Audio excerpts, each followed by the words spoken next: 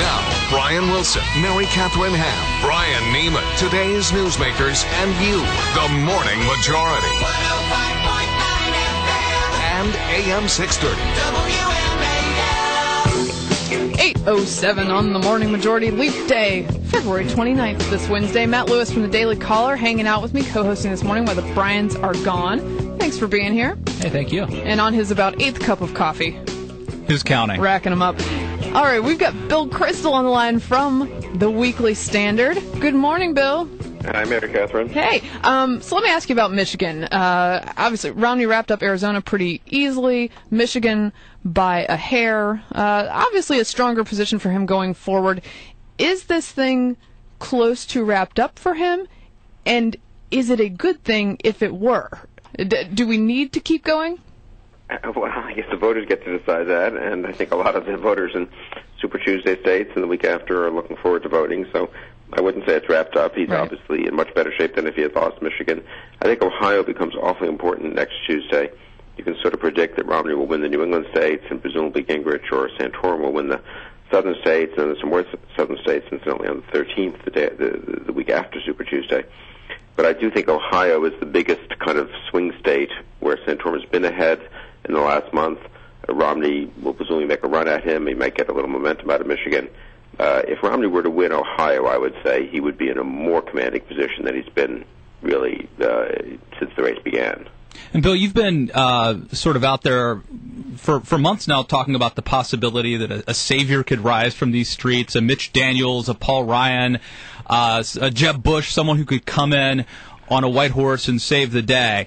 Is that now over because of Michigan, or is that still possible? I think it's been unlikely for a while. I mean, I wasn't really for a savior. I was just for these guys running for president, which was a pretty straightforward position, I think, I guess, and they didn't. So they're very unlikely now to be drafted. You could still imagine sort of Romney falling apart, but Santorum not being attractive enough. But I think we're heading towards a two-man race. We're pretty much in one if you look at last night's results. And one question, I think, is how long Newt can stay in. I mean, if he wins only Georgia on Tuesday out of 10 states, and if Santorum does well in Tennessee and Oklahoma, the other southern states, what's the rationale really for the Gingrich candidacy? And at that point, Santorum picks up most, presumably, of the Gingrich supporters. And if you add the Santorum and Gingrich votes, he's competitive with Romney. So I don't think it's quite as much over as everyone keeps wanting to say it's over.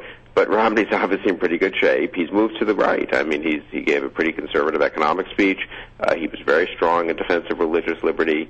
He's actually criticized Santorum from the right, not from the left mostly. The media's criticized him from the left, but Romney's criticized him from the right. So he's become more acceptable, I think, to a lot of pretty conservative Republican primary voters than he might have been a couple of months ago.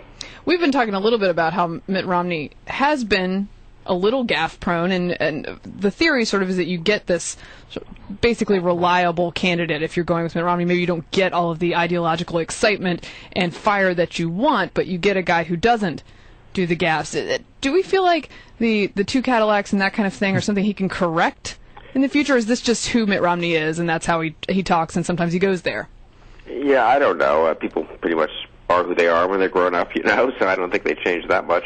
I've never thought the gaffes matter as much as the fundamental sort of problem or question with the Romney candidacy, which is, what's his rationale? I mean, he's the guy who had one term as governor. He's a successful businessman. There are a ton of successful businessmen in America. I respect them, but a lot of them are liberals. George Soros and Warren Buffett are successful businessmen. That's not really a rationale for becoming president. Right. And his economic plan is good, but it's not that different from a million of other Republicans. So what's the sort of claim? This is why, again, I always thought Mitch Daniels or Paul Ryan, Chris Christie just were more obviously compelling candidates, guys who were governing, in the case of Daniels, for 2 terms at the same time that Barack Obama is governing, successfully governing when Obama's failing, cutting the budget, et cetera, et cetera. With Romney, we have a one-term governor who last left office in 2006. So I think the key question for him is, and I don't think he's fully answered it, in what direction will he lead the country, and does he have a sense of urgency about the challenges we face, or is he a sort of managerial Republican? I did a little editorial last week in the Standard. If you want to beat an incumbent president, it looks like, just judging from history, you have to have sort of a big idea behind your campaign. You have to run a big campaign. If you get into a tactical back and forth, the White House incumbency is powerful. The Obama machine is pretty powerful. you probably end up in a sort of Bush-Kerry situation where the incumbent wins by a couple of points. So I think the challenge for Romney, and he can show this a little bit more in the next couple of weeks, I think, if he tries, is to show that he is capable of rising to the occasion. And I think that's always been the doubts about him. It's less exactly ideology and less the gas, and more just is there kind of a vision for the future that he really has. Is he running to be president because he wants to do something as president, right, or is he running to be president because his father fell short and because he's an ambitious guy and he succeeded in business and he was governor of Massachusetts and this is the next step on the road? Bill, one big signal that Romney could send to conservatives and really to everybody is if he were the nominee, whom he would pick to be his running mate. Who do you like? I like someone young and someone bold and someone different. I think one of the weird things about this race is we have a guy who was last in office in 2006. The two finalists are people who both left office in 2006. Santorum was defeated. Romney would have been, I think, if he had run for re-election.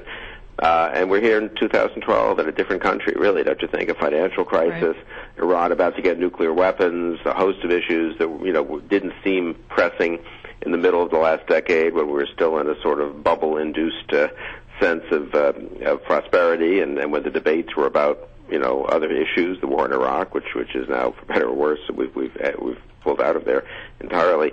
So I think someone who's engaged in the current fight, a Paul Ryan, a Marco Rubio, if you want to go older, a Mitch Daniels, so I think there's an advantage for Romney going younger.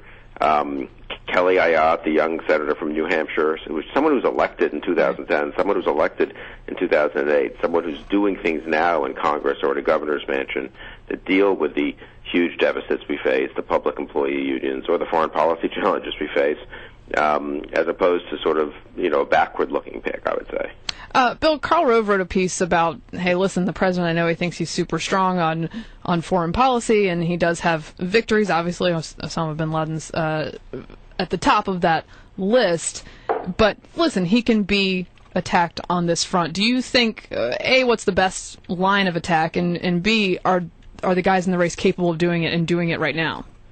I think on foreign policy, it's sort of presidents get judged by results, and so far I think he's been irresponsible in cutting the defense budget. He's been irresponsible in getting us entirely out of Iraq and announcing the drawdown in Afghanistan, in not confronting Iran more aggressively, a huge missed opportunity in 2009 with Iran. Having said all that, we haven't quite paid the price for it yet, which I'm happy about, obviously. Right. But, a lot would depend on what happens in the world. In Afghanistan, does Israel attack Iran? Do people think that that's a failure of leadership on President Obama's part? I do think foreign policy will be a big issue. If you just think what's likely to happen in the world in the next 6 months, there'll be lots of reminders to Americans that they're not just picking an economic manager or a budget deficit cutter. They're picking a commander-in-chief. And I think, Romney and Santorum have been good from my point of view on foreign policy. They've been responsible, sober. Neither of them has huge experience or credentials, on the other hand. And I think, I'm just thinking about the next week. We're all focused on Ohio and the Super Tuesday and all. But the biggest news in the next week is going to be Netanyahu coming to right. Washington and meeting with Obama on Monday. And that sort of tells us something about what the world's going to look like once we get beyond the sort of TikTok of the primaries and are in a real campaign. And people are going to say, okay, Republican nominee, what are you going to do about Iran? And they're going to push him hard. It's not going to be just, you give one speech and you say, well, thanks, that was nice. So I do think that'll be I think the foreign policy will come back in a very big way in this election, I think. All right. Well, thank you.